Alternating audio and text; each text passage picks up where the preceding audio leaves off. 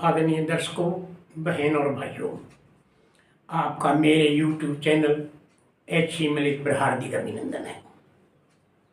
आज मैं आपको एक बहुत ही गंभीर मुद्दे पर आपके साथ अपने विचार साझा कर रहा हूँ।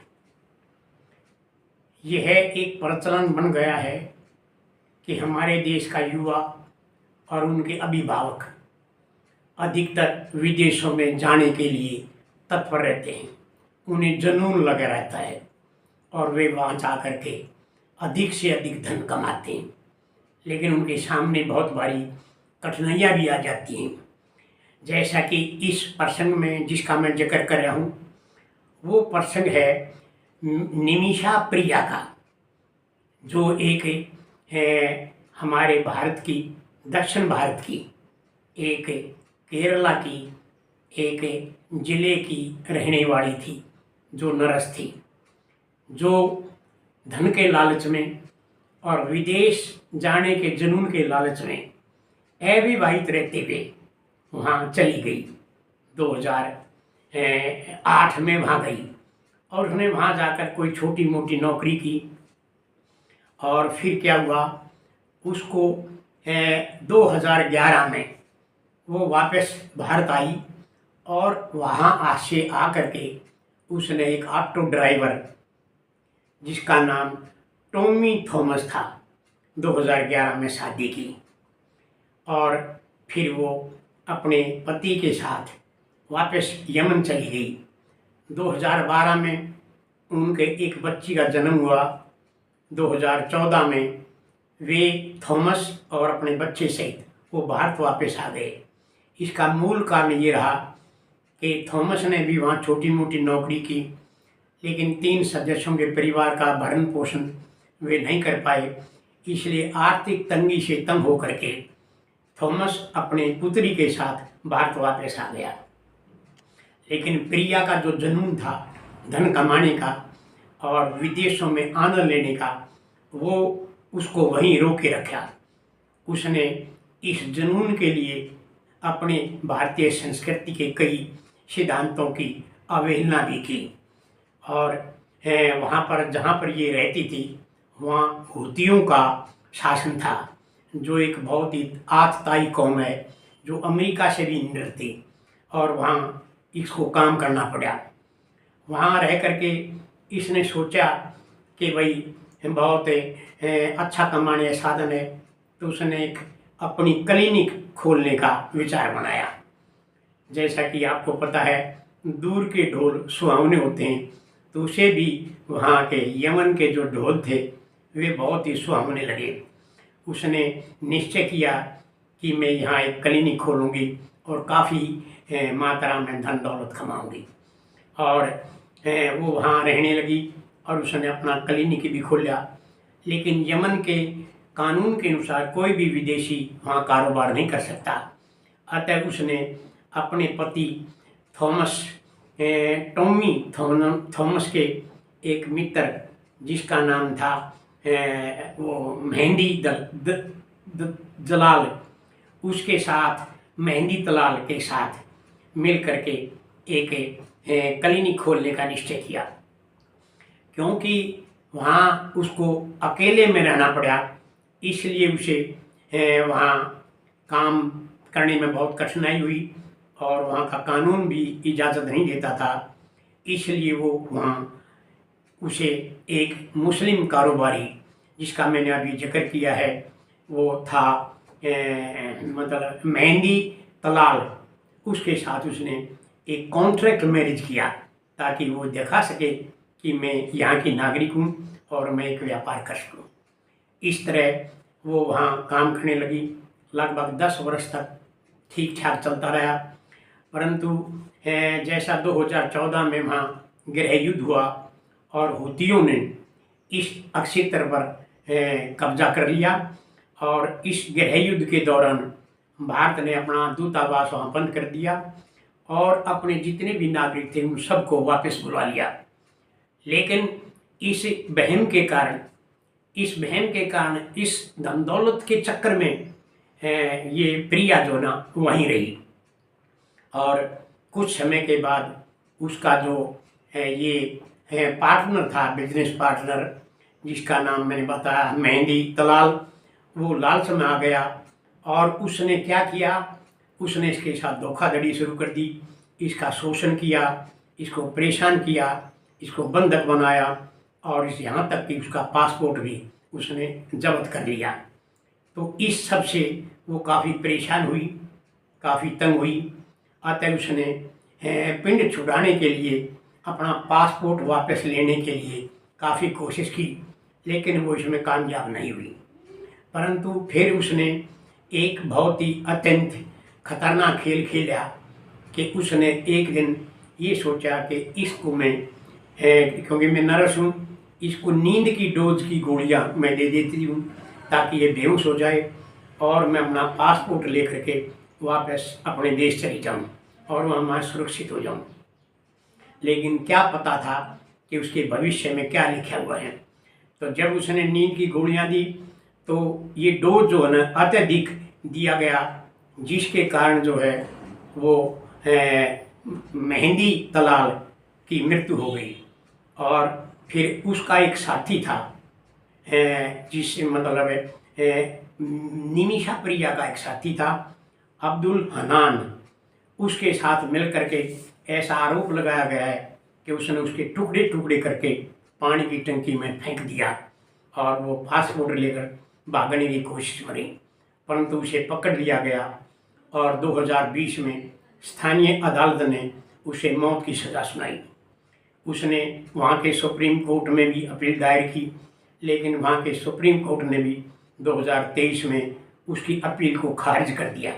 यह यमन की राजधानी सन्ना जेल में बंद है और वहाँ रहते हुए उसको 16 जुलाई 2025 को फांसी तोड़ने का आदेश हुआ। इस तरह वो टॉर्चर होते हुए वो वहाँ रहने लगी और उस जेल में उसने अपना समय बिताया।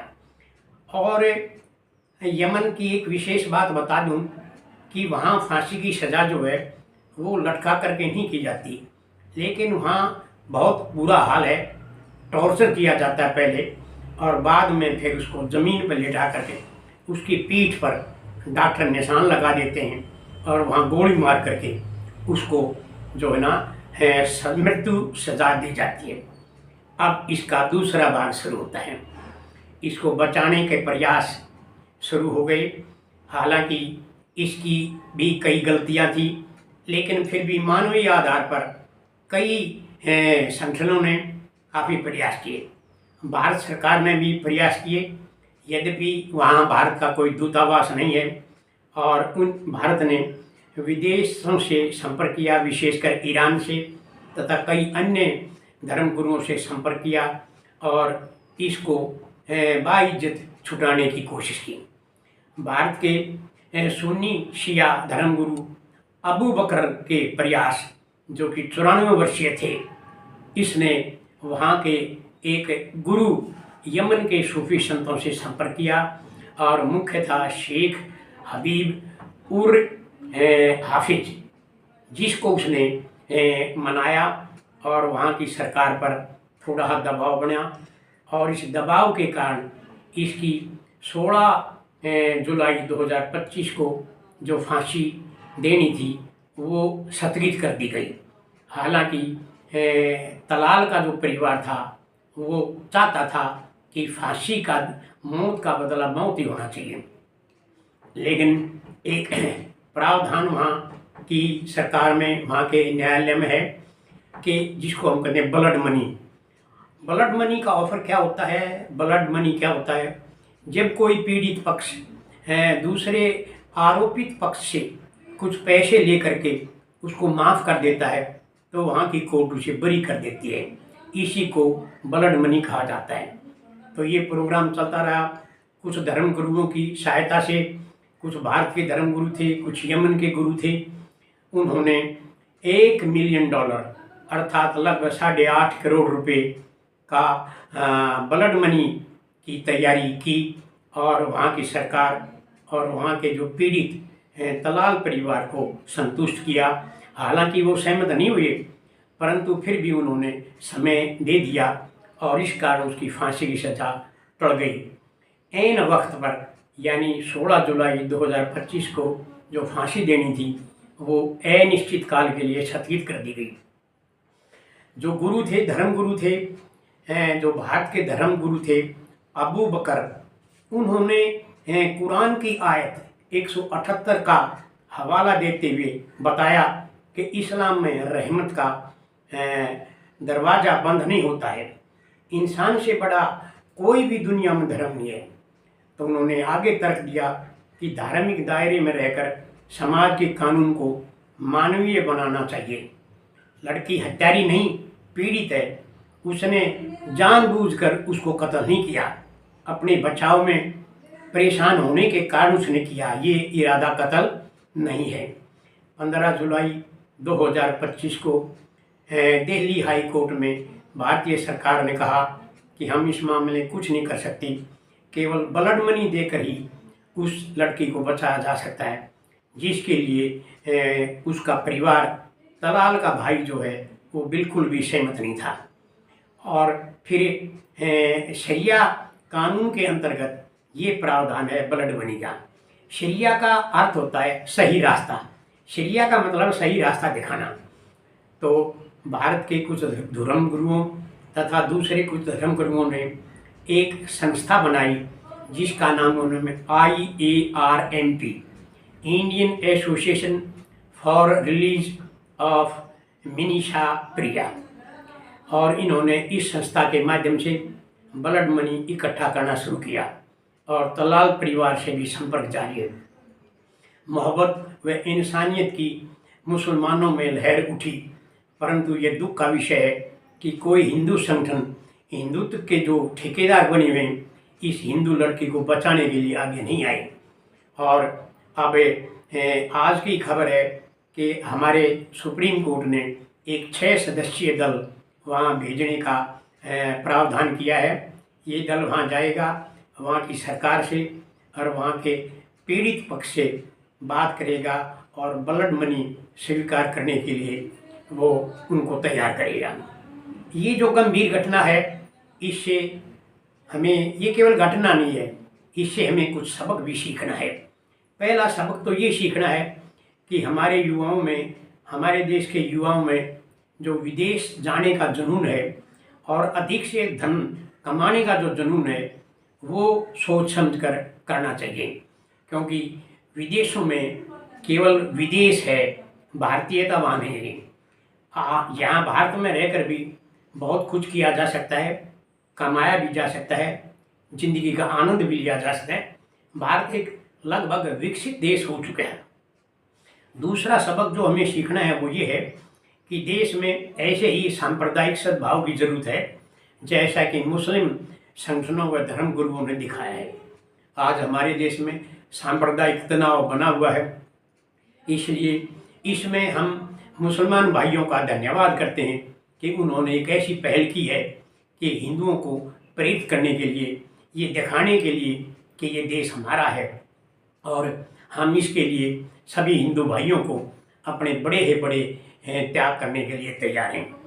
भारतीय संस्कृति को तीसरा जो सबक है वो हमें सीखना है कि हमें भारतीय संस्कृति के मूल्यों के अनुसार अपना जीवन बिताना चाहिए, अपनी शादी करनी चाहिए, धन का लालच थोड़ा कम करना चाहिए।